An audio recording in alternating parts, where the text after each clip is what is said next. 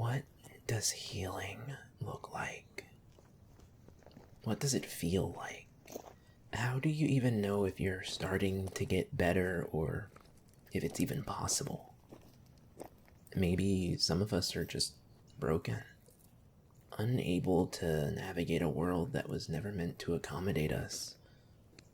Or maybe it's the world that's broken, creating this horrid cycle of try and fail and fail and fail and fail.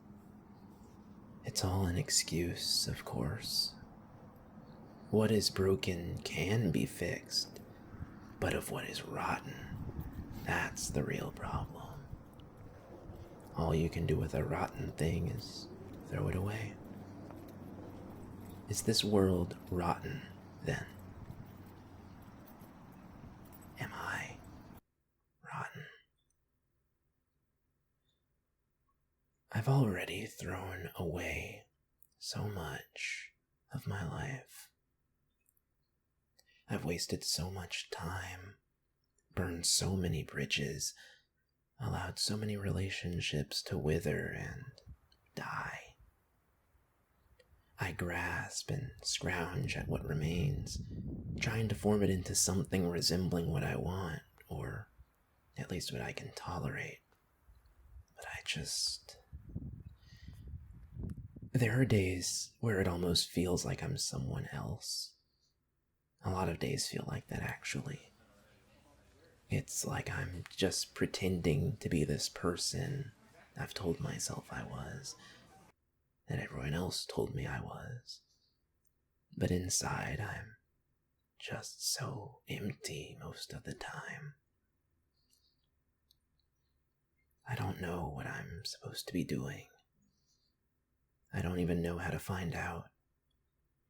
I wonder how others deal with this feeling, though I don't suppose what works for other folks will work for me. Been trying to do what others did my whole life, and that only ever got me hurt and disappointed. But when I try to do what I want to do, when I accomplish something I set out for on my own accord, that's when it feels like I'm actually doing something. That's when it feels like I'm alive. Death is stagnation. Death is routine, devoid of change. Death is the inability to do what you want, with the people you want, in the places you want. It's just this horrible, unknowable, but all too banal concept. We tell ourselves all manner of fantasies to try to avoid thinking about it. We distract ourselves with our toys and our vices and whatever else. But death is not just an end to life. It's a part of it. One can never truly live as their authentic self without the prospect of death ushering them along whatever chaotic path they stumble towards. And yet, all of us die, but some of us never truly live. Some days it does feel like I've died. I don't talk to friends much, what few I have. I barely interact with my family. I look outside and feel nothing. I live in such a beautiful place with mostly kind people around me, but all I can think about is that I don't have anything. It's really immature and selfish, but I don't think it's so crazy to desire something of your own, or even just the path to get there. I've been unable to find a job this past year, unable to move out of my mom's house, out of my childhood bedroom. It seems like every hopeful happenstance is fleeting or a mistake or just not real. I'm still able to feel joy, but I don't have the same spark I used to. I felt so cold for so long now. So I guess I've died then? I don't know what had happened, not exactly, but it's been long enough for the days to start to blend together, for memories to become an indistinct amalgam of the same dreadful, tedious misery to which I've become accustomed. Nothing changes much, I just seem to rot a little more each day. People check in on occasion, but you can't very well wake the dead, can you? So, I've died. So, I'm rotten. What now? A garden, well tended, is a beautiful thing. It is life in constant flux and chaos. Ever-present dangers always threaten the sanctity of the life inside. Foragers, mold, pests, drought.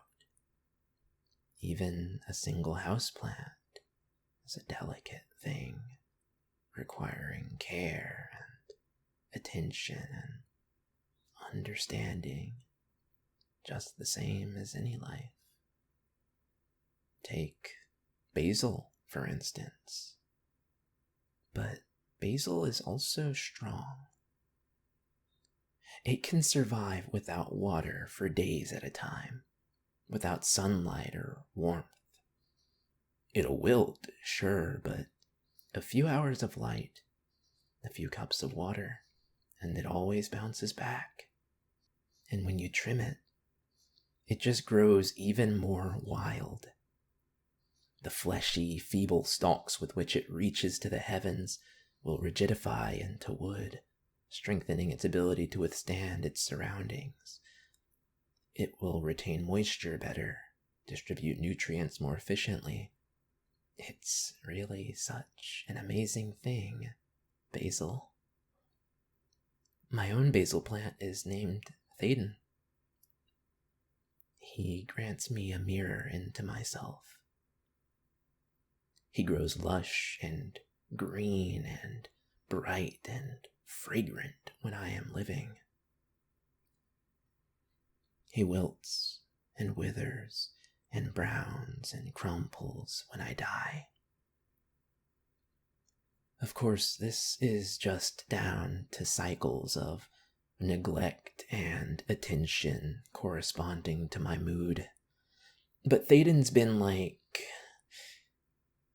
It's very strange to say if you've never had any kind of emotional support creature, but Thaden's been like a therapist and a son and a pet and a friend, and I need to take better care of him. He's gotten so big. He needs more water, more light, more nutrients, better soil, a bigger pot. But also, he needs love. I talk to him on occasion. It's far less than I used to, but I still do it. I used to sing to him as well, but, well, maybe I'll start again. He grew best when I gave him what he needed. At first, that was just attention.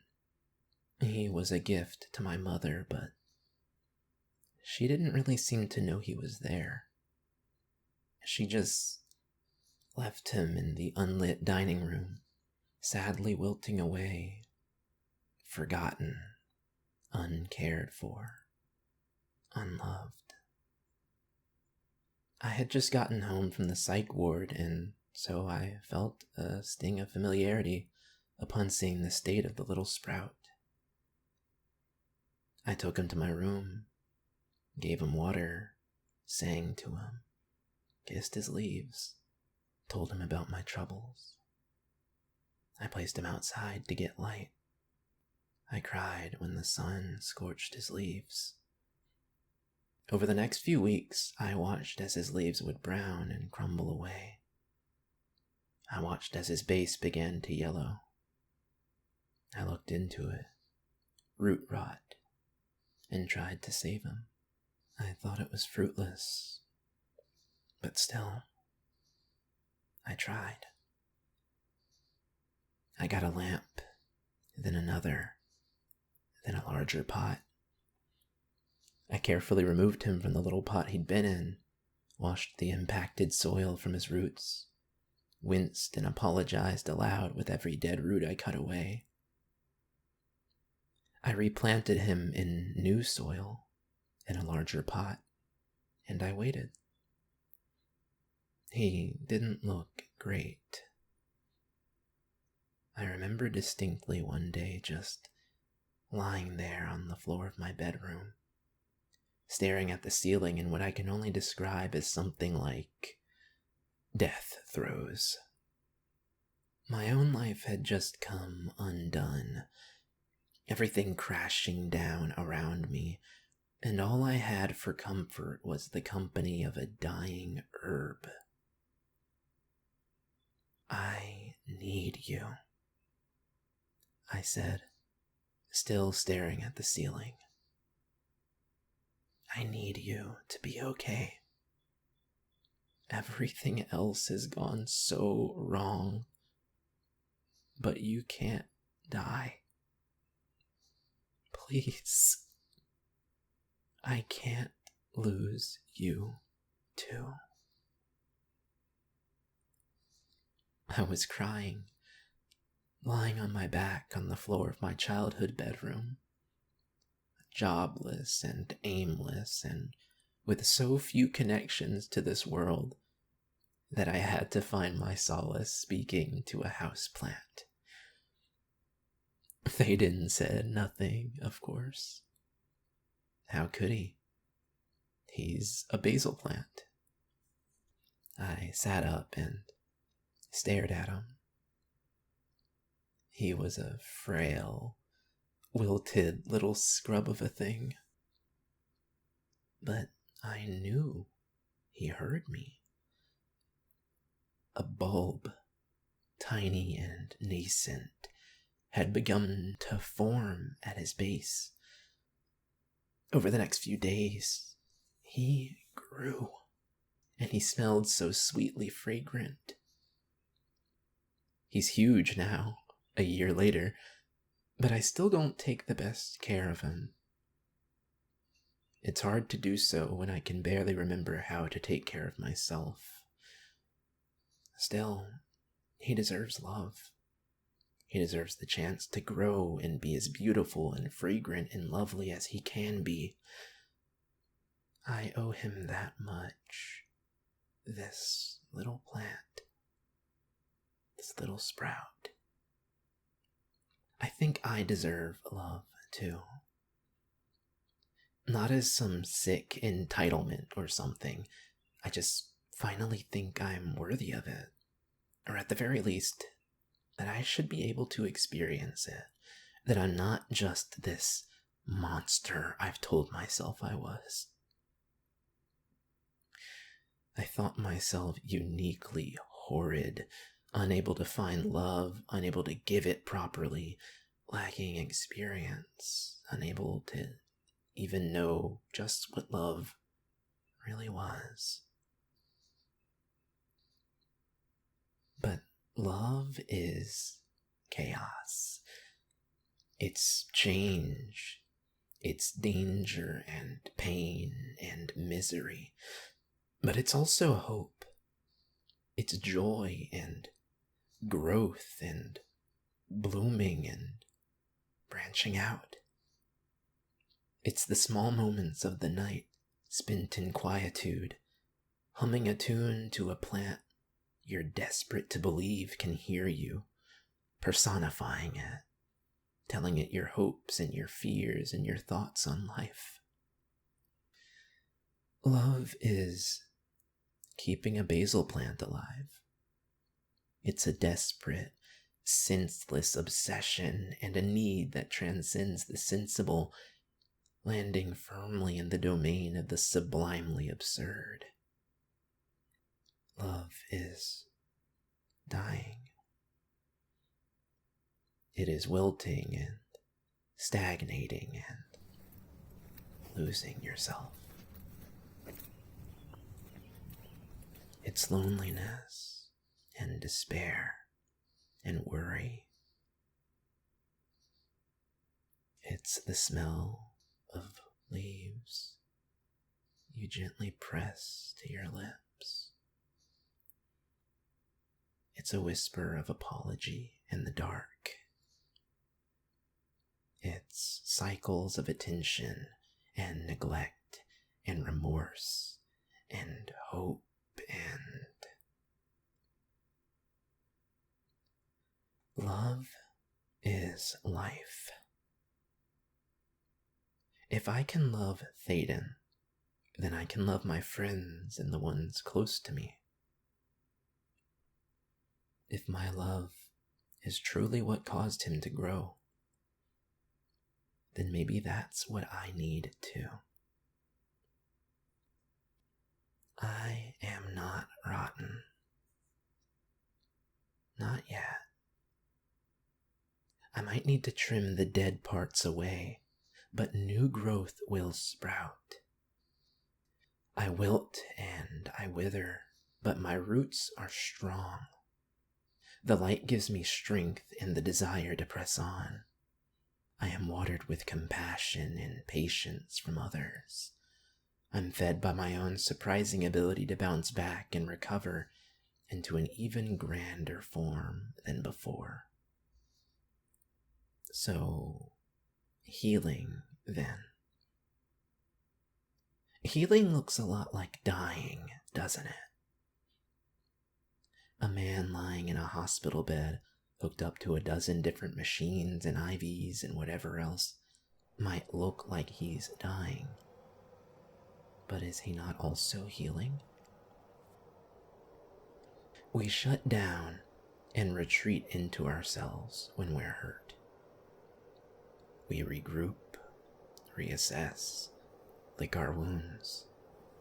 But some of us have deeper wounds than others. Some wounds can't ever heal, and that dull, throbbing pain will flare up on occasion. But that pain, that wound, tells us that we are still alive. It's in fighting to keep going, to find your own place amidst the cacophony that is existence, that gives one their own unique beauty, their own fragrance. I haven't died. Not yet. I'm still healing, still getting to a place where I can feel like I'm truly alive.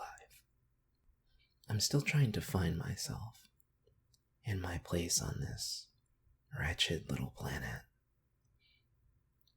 That desire for meaning and purpose and happiness, that is living. That is love. We have to nurture each other to truly grow into what we desire to be. We have to give ourselves time, space, and attention. We have to remember that even rotten things can be put to use, made into compost from which new life and fresh experiences will sprout. We have to love each other in whatever form that takes for as long as we need. Life is a garden, overgrown. It's a houseplant, wilting. It's light encroaching upon the dark. Life is whatever you're doing now, in this moment. Make that moment beautiful. Live and find something to live for. Love and find your roots. Grow and be the beautiful you that you know you can be. Heal and be the light that gives another the courage to sprout. And remember, you do matter. Your actions matter. Even something as small as watering a houseplant can start you along the path to healing. A little more each day, and before you know it, you'll have grown into something truly wonderful. It all starts with you.